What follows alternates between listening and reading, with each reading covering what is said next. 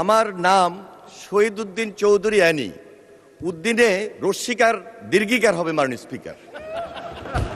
দীর্ঘইকার দীর্ঘিকার হবে মাননীয় speaker. What is in a name? গোলাপকে যেই নামেই ডাকা হয় সুগন্ধ তো থাকবেই। এ ব্যাপারে আমি আপনার দৃষ্টি আকর্ষণ করছি মাননীয় স্পিকার। আপনি যে বানান বিভ্রাটের কথা বলেছেন, ক্যাবিনেট ডিভিশন থেকে রস্বীকার দিয়ে আপনার নামের তালিকা এখানে পাঠানো হয়েছে। এনিওয়ে, আমরা উই স্ট্যান্ড কারেক্টেড। এরপর থেকে আমি সংসদ সচিবালয়কে নির্দেশ দিচ্ছি যাতে তার নামটি সঠিকভাবে তিনি যেভাবে চেয়েছেন সেভাবে যেন লিখিত করা হয়। মাননীয় স্পিকার, আমি একটু কারেকশন দিতে চাই।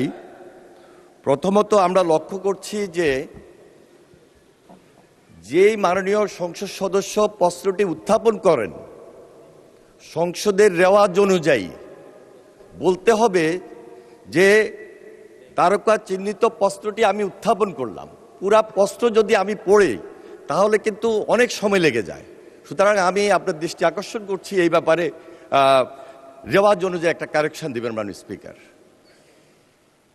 মন্ত্রী, পুরা প্রশ্ন পড়ার কোনো সুযোগ নাই মাননীয় স্পিকার। তারকা চিহ্নিত প্রশ্নটি উত্থাপন করলাম, এটা হলো রেওয়াজ সংসদের। মাননীয় মন্ত্রী, আপনি যেটা বলেছেন সেটাও সঠিক।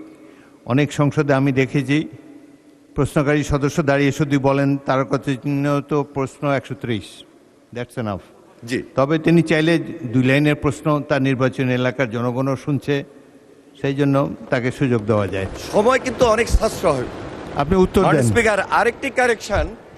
এখানে আমার নাম শহীদ উদ্দিন চৌধুরী অ্যানি। উদ্দিনে রস্বীকার দীর্ঘিকার হবে মাননীয় স্পিকার। দীর্ঘইকার দীর্ঘিকার হবে মাননীয় speaker. What is in a name? গোলাপকে যেই নামেই ডাকা হয় সুগন্ধ তো থাকবেই।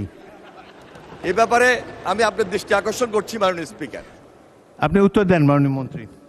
মাননীয় স্পিকার, আমি মাননীয় সংসদ সদস্যকে আন্তরিকভাবে ধন্যবাদ জানাই।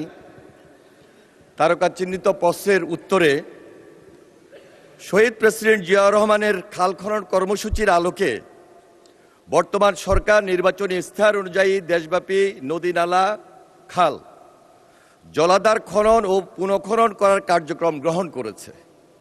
উক্ত কার্যক্রমের প্রধান লক্ষ্য হল গ্রামীণ অর্থনীতির মাধ্যমে দেশের কৃষি ব্যবস্থার উন্নয়ন সাধন করা। মাননীয় স্পিকার, উক্ত কর্মসূচির মাধ্যমে দেশের সকল জেলার নদ নদী ও খাল বিলের নাব্যতা পুনরুদ্ধার হবে, পানি ধারণ ক্ষমতা বৃদ্ধি পাবে, বন্যা নিয়ন্ত্রণে সহায়তা করবে, কৃষি উৎপাদন বৃদ্ধি পাবে এবং সেচ ব্যবস্থার উন্নয়ন করবে।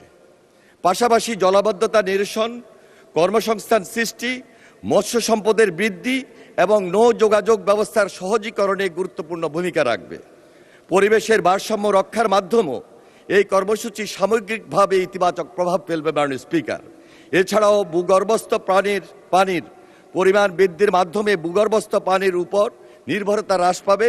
এর ফলে একদিকে খরা প্রবণতা কমবে, অন্যদিকে বন্যা ও জলবদ্ধতা হ্রাস পাবে। মাননীয় স্পিকার, আপনাকে আরও অবগতি করছি, গত 16 মার্চ 2026 তারিখে দিনাজপুর জেলার কাহারোল উপজেলাস্থ শাহপাড়া খাল খনন কার্যক্রম মাননীয় প্রধানমন্ত্রী শুভ উদ্বোধন করেছেন এবং উক্ত খালের খনন কার্যক্রম পুরোদমে এগিয়ে চলছে, যা climate smart agriculture and water management শীর্ষক প্রকল্পের আওতাভুক্ত। এছাড়া পানি সম্পদ মন্ত্রণালয়ের আওতাধীন দেশব্যাপী নদী নালা খাল জলাধার খনন ও পুনঃখনন শীর্ষক প্রকল্প গ্রহণের বিষয়টি প্রক্রিয়াধীন রয়েছে। উক্ত প্রকল্পের আওতায় দিনাজপুর জেলার জনগুরুত্বপূর্ণ খালসমূহ অন্তর্ভুক্ত করা হবে। মাননীয় স্পিকার, আপনাকে ধন্যবাদ।